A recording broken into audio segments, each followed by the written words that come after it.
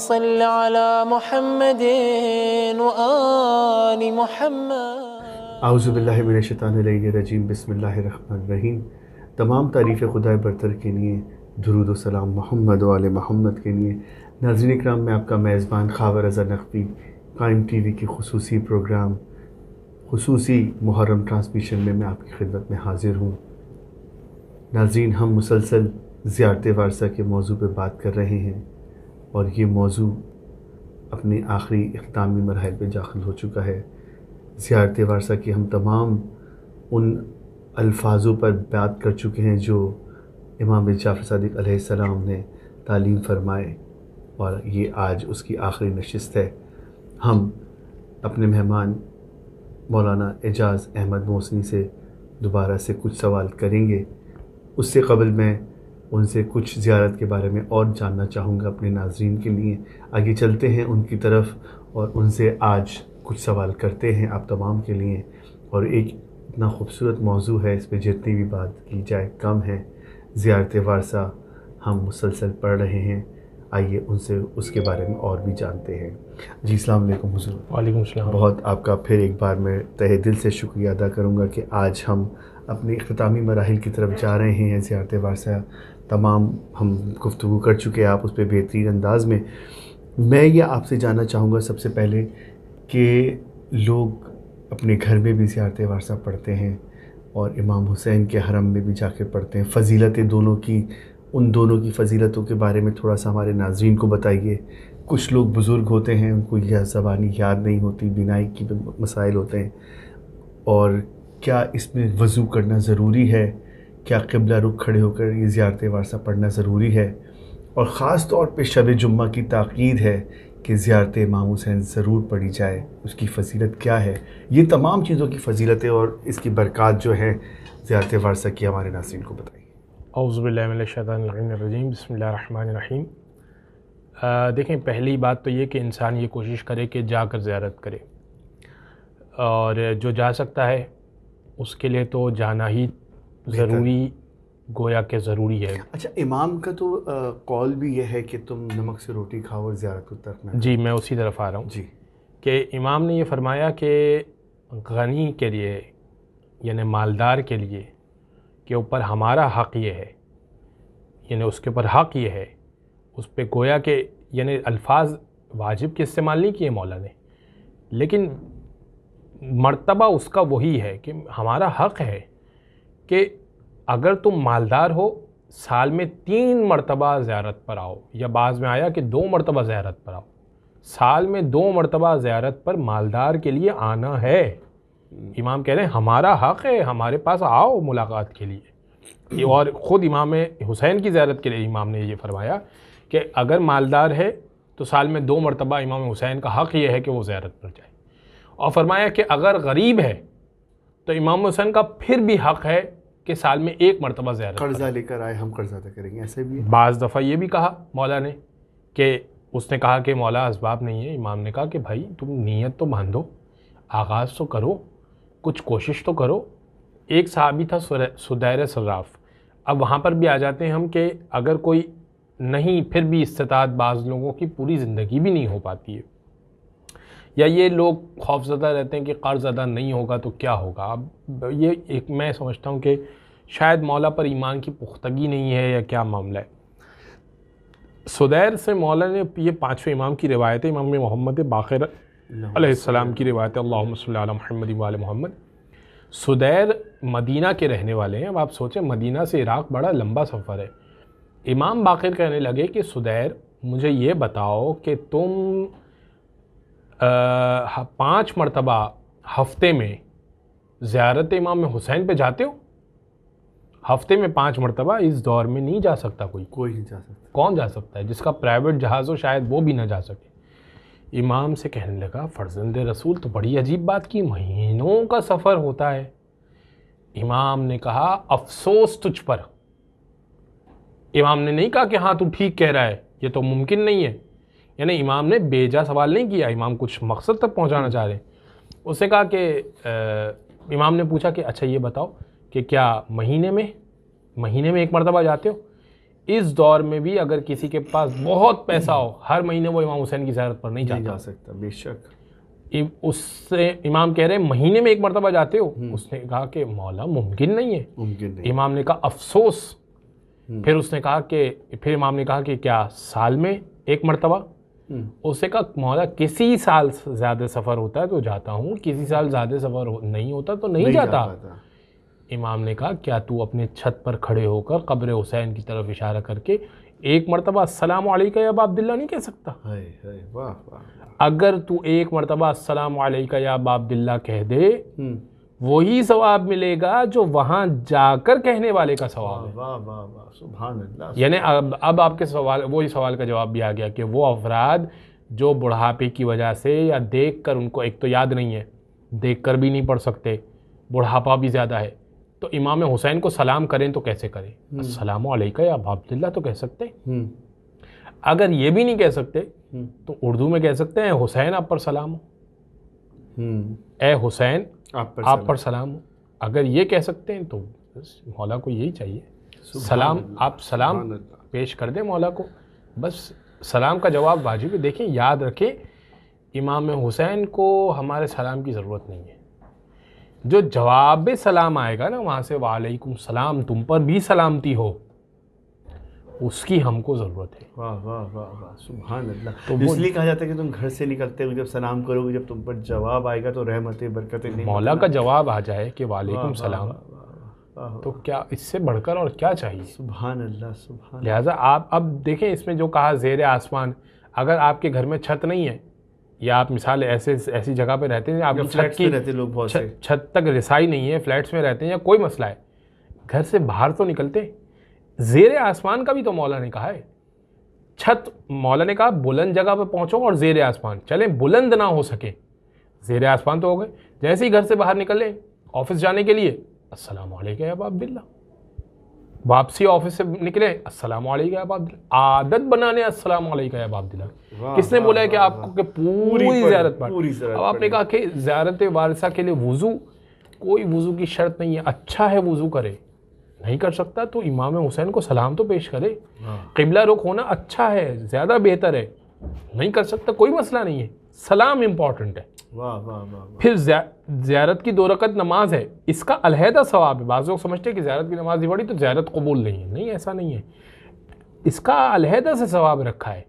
لیکن اگر آپ نے یہ نہیں پڑھا تو زیارت آپ کی قبول ہو گئی، سلام پہنچ گیا امام. سبحان اللہ سبحان اللہ. حضور میں واپس اپنے اس موضوع پر آتا ہوں جو کہ ہم زیارت پر بات کر رہے ہیں. ہم یہ الفاظ بھی پڑھتے ہیں اشہد انک کنت نورا فی الاسلاب شامہا والارحام المطہرہ لم تنجسک الجاہلیۃ بانجاسہا. آپ ایک نور تھے، اس کا کیا مراد ہے؟ اس پہ تھوڑی سی روشنی ڈالیں. اب امام جعفر صادق کہہ رہے ہیں، بسم اللہ الرحمن الرحیم، امام جعفر صادق کہہ رہے ہیں اشہد انک کنت نورا فی الاسلاب الشامخۃ، آپ ایک نور تھے، فی الاسلاب الشامخۃ والارحام المطہرہ، اور پاک صلبوں سے ہوتے ہوئے، پاک رحموں سے ہوتے ہوئے اس دنیا میں وجود میں آئے.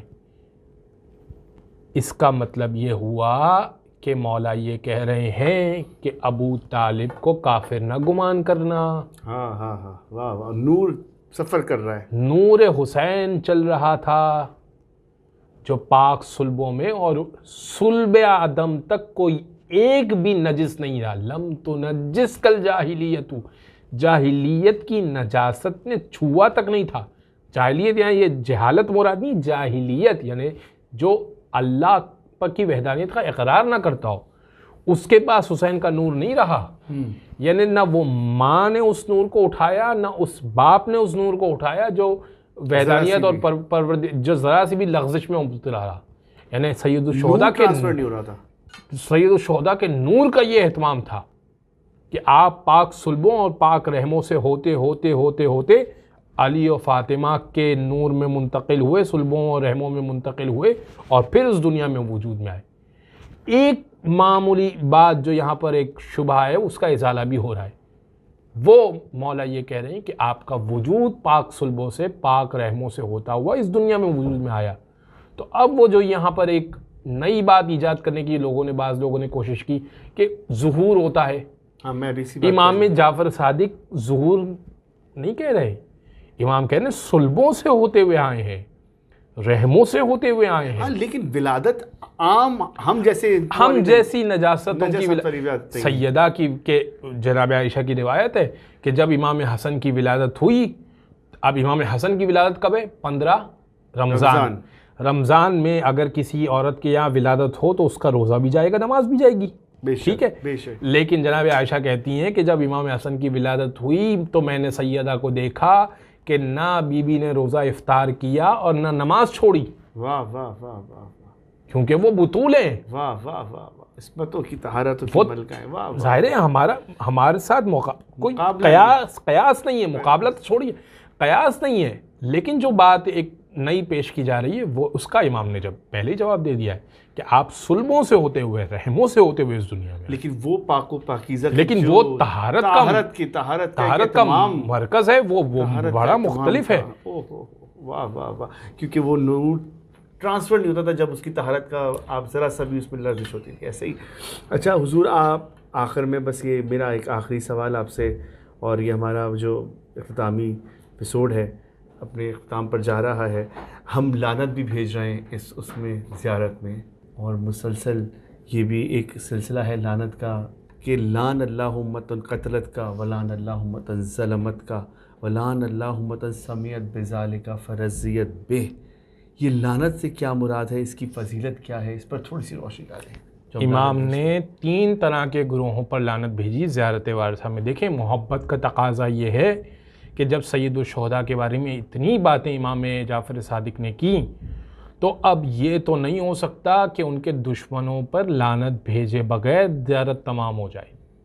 لہٰذا میں جو عرض کر رہا ہوں آپ کی خدمت میں کہ محبت کا تقاضا یہ ہے کہ دشمن سے اظہار بیزاری بھی رکھی جائے, برات رکھی جائے. بالکل ایسا تو نہیں ہو سکتا کہ میں آپ سے کہوں کہ میں آپ کا دوست ہوں اور آپ کے دشمنوں سے بھی میں نے دوستی پال رکھی ہو, پھر میں آپ سے آ کر کہوں کہ حضور میں آپ کا بہت اچھا دوست ہوں, تو آپ کہیں گے یہ کیسی دوستی ہے کہ میرے دشمنوں سے بھی دوستی رکھی ہوئی ہے, میرے ساتھ بھی بیٹھتے ہو, وہاں بھی کھانا کھاتے ہو, یہاں بھی کھانا کھاتے ہو. ایسے پھر دوستی کا فائدہ نہیں ہے. بالکل. لہٰذا امام جو چاہتے ہیں وہ یہ چاہتے ہیں کہ دیکھیں حسین کا نام لینا کافی نہیں ہے, دشمن حسین سے بیزاری. اب 3 طرح کے گروہوں پر لعنت بھیجی ہے. لعن اللہ امتن قتل کا یہ گروہ بڑا مختصر سا ہے. اس امت پر لعنت, اس گروہ پر لعنت, امت سے مراد گروہ ہے, اس گروہ پر لعنت جس نے آپ کو قتل کیا. وہ قتل میں شامل جتنے افراد تھے اس پہ مولا نے لعنت بھیج دی. وَلَعْنَ اللَّهُ أُمَّةً ظَلَمَتْ کا, اس گروہ پہ لعنت جس نے آپ پر ظلم کیا.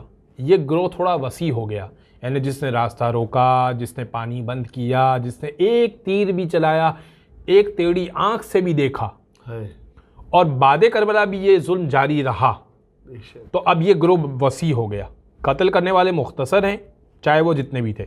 اس کے بعد ظلم کرنے والے یہ ایک بڑا گروہ ہو گیا.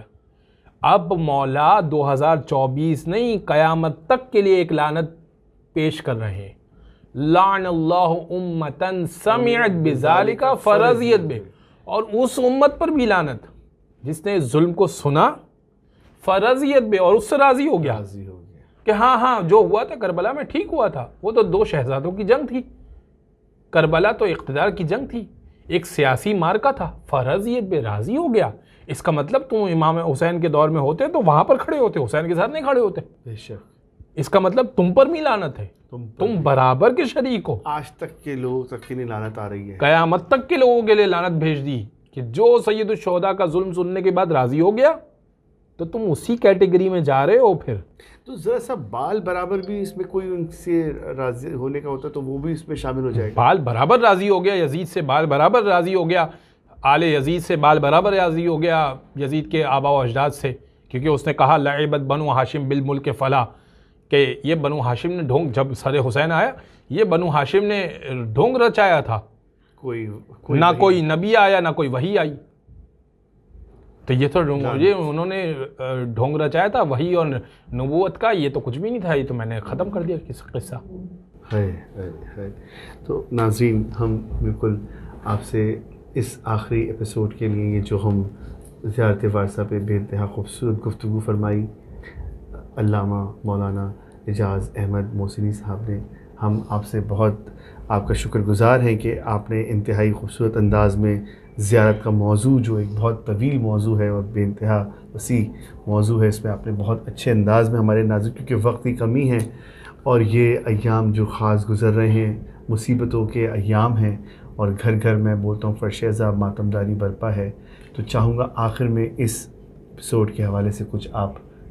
پر مجھے وہ روایت اچانک یاد آ گئی کہ جب ہم نے یہ جملے کہے کہ لعن اللہ امتن ظلمت کا و قتلت کا، یہ جو جملے پڑھے تو مجھے جب حرملہ کو گرفتار کیا تو اس سے پوچھا گیا کہ تو نے کیا کیا تھا، تیرا کیا جرم تھا.